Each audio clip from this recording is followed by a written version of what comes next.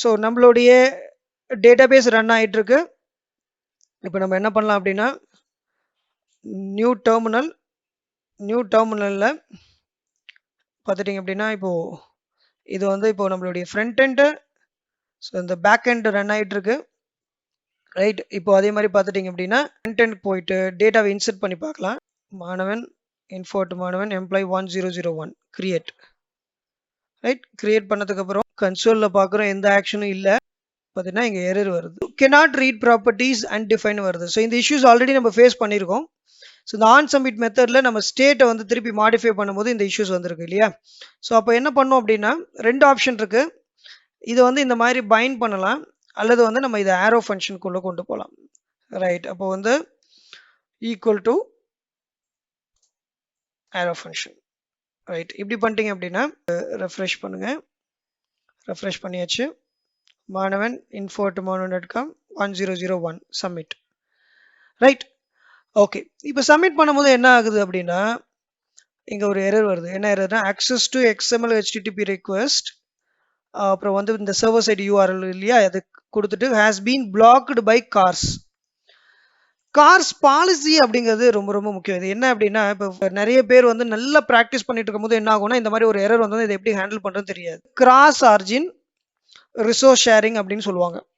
இப்போ ஒரு ரெக்வஸ்ட் கொடுக்குறோம் அப்படின்னா சர்வர் சைடு வந்து என்ன ஆகும்னா பேசிக்காக வந்து செக்யூரிட்டி ஃபீச்சரு இது என்ன பண்ணும், ரெஸ்ட்ரிக்ட் பண்ணிடும்.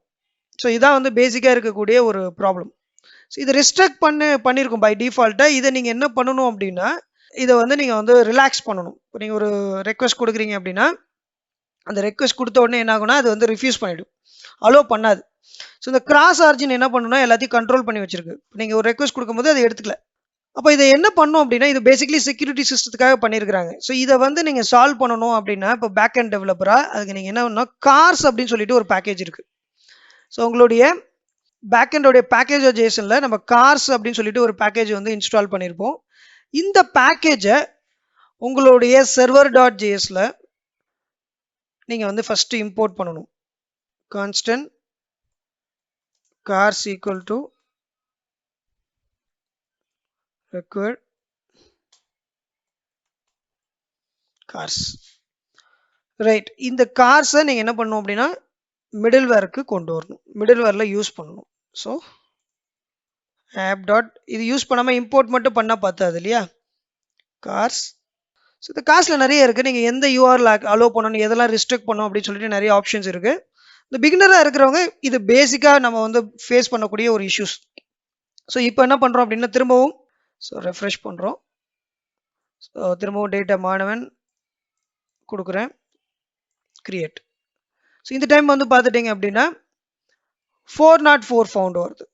ரெக்வஸ்ட் போயிடுச்சு, பட் என்ன அப்படின்னா 404 எரர் வருது. ஸோ ஏதோ வந்து பேக் எண்டில் ஒரு இஷ்யூஸ் இருக்குது, அது என்னன்னு சால்வ் பண்ணலாம். 404னா நம்ம கொடுக்கக்கூடிய அந்த ரெக்வஸ்ட்டு அங்கே இல்லை, அதான் 404. ஸோ ரைட், பேக் எண்டில் ஃபஸ்ட்டு வந்து நான் எல்லாத்தையுமே க்ளோஸ் பண்ணிடுறேன். பாருங்க நான் வந்து சேவ் பண்ணலை, ஸோ இதனால கூட இருக்கலாம். ரைட், இப்போ எல்லாத்தையுமே நான் சேவ் பண்ணிட்டேன் ஃபைல்ஸ் எல்லாத்தையும். இப்போ server.jsல நம்ம எந்த மாதிரி கொடுத்துருக்கோம், அடுத்தது வந்து கிளைண்ட்டில் நான் கிரியேட் எம்ப்ளாயி. ரைட், இங்கே கொடுத்துருக்க parallel EMP இங்கே நான் கொடுத்துருக்குறேன். ரைட், அடுத்தது பார்த்துட்டிங்க அப்படின்னா சர்வருடைய போர்ட் அட்ரஸ் பார்த்துட்டிங்க அப்படின்னா நம்ம கொடுத்துருக்கு வந்து 800 பர்ஃபெக்ட்டு. ஸோ அடுத்தது நம்மளுடைய ரவுட்டிங்கை செக் பண்ணணும், எம்ப்ளாயி ரவுட்டிங். ஸோ இங்கே பார்த்துட்டிங்க அப்படின்னா கிரியேட் எம்ப்ளாயின்னு கொடுத்துருக்குறோம். ஸோ இதுதான் வந்து ஆக்சுவலி வந்து இங்கே பேராமீட்டர். ரைட், சேவ் பண்ணியாச்சு. சரி, ஓகே, பர்ஃபெக்ட். ஸோ என்ன ரீசன் அப்படின்னா சம்டைம் நம்ம வந்து டைப் பண்ணிவிட்டு அதை வந்து சேவ் பண்ணாமல் விட்டுருப்போம். ஸோ அதனால கூட இருக்கலாம். அப்போ எல்லா ஃபைலையும் நான் சேவ் பண்ணிவிட்டு நான் இப்போ என்ன பண்ணுறேன்னா டேட்டாவை ஓகேங்களா இன்சர்ட் பண்ணேன். இப்போ ஃபைனலி டேட்டா என்ன ஆயிடுச்சு அப்படின்னா ஸோ இன்சர்ட் ஆயிடுச்சு. ஸோ இது இன்சர்ட் ஆயிருக்கா அப்படிங்கிறத நம்ம கன்ஃபார்ம் பண்ணுறதுக்கு MongoDBயில் நீங்கள் என்ன பண்ணுங்க அப்படின்னா ரெஃப்ரெஷ் கொடுங்க, MongoDB காம்பஸ் யூஸ் பண்ணி ரெஃப்ரெஷ் கொடுங்க. ஈவன் நீங்கள் உங்களுடைய கன்சோல்லையும் பார்க்கலாம்.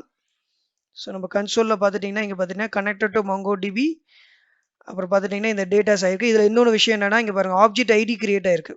ஸோ இது வந்து டேட்டாபேஸ் கூட கனெக்ட் ஆயிருந்தால் மட்டும்தான் இந்த ஐடி ஜென்ரேட் ஆகும். ஸோ நம்மளுக்கு அந்த ரெஸ்பான்ஸ் கிடச்சிருக்கு. ஸோ அதுதான் நம்ம இங்கே கோட் பண்ணியிருக்கோம் இல்லையா. ஸோ நம்மளோட கிரியேட் எம்ப்ளாயில் ரைட். ஸோ இங்கே என்ன பண்ணியிருக்கிறோம், ஸோ நம்ம ரெக்வஸ்ட் கொடுத்து போஸ்ட் ரெக்வஸ்ட் கொடுத்து டேட்டாவை வந்து போஸ்ட் பண்ணதுக்கப்புறம் வரக்கூடிய ரெஸ்பான்ஸை நம்ம கன்சோலில் பண்ணுறோம். இதுதான் வந்து டீபக்கிங்.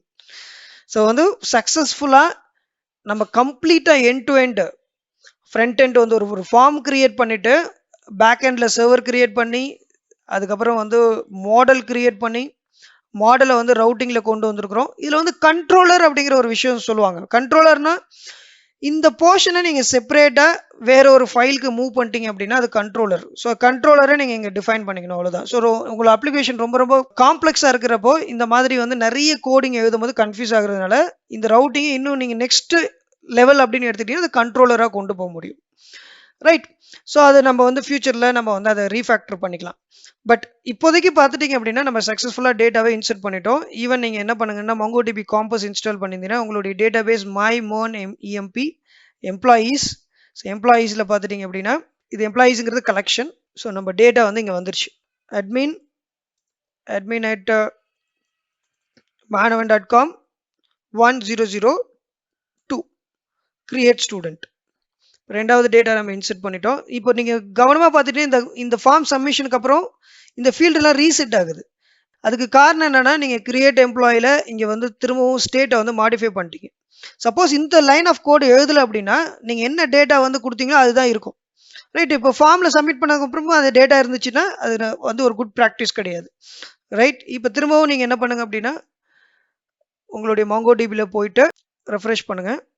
ரெண்டாவது டேட்டா இன்சர்ட் ஆயிருக்கும். ரைட். இந்த பீஸ் ஆஃப் கோடை மட்டும் நான் என்ன பண்ணுறேன் அப்படின்னா ரிமூவ் பண்ணிவிட்டு சேவ் பண்ணுறேன். சேவ் பண்ணிவிட்டு ரெஃப்ரெஷ் கொடுக்குறேன். User at manavan.com 1003 create student. இப்போ டேட்டா கிரியேட் ஆயிடுச்சு. பட் என்னன்னா இந்த ஃபீல்டுலாம் ரீசெட் ஆகல பாருங்க. இது ரீசெட் ஆகணும் அப்படின்னா நீங்க இந்த பீஸ் ஆஃப் அந்த உங்களுடைய ஸ்டேட்டை மாற்றணும். அப்படி மாத்திட்டீங்க அப்படின்னா ரீசெட் ஆயிடும். ரைட். தேங்க்யூ.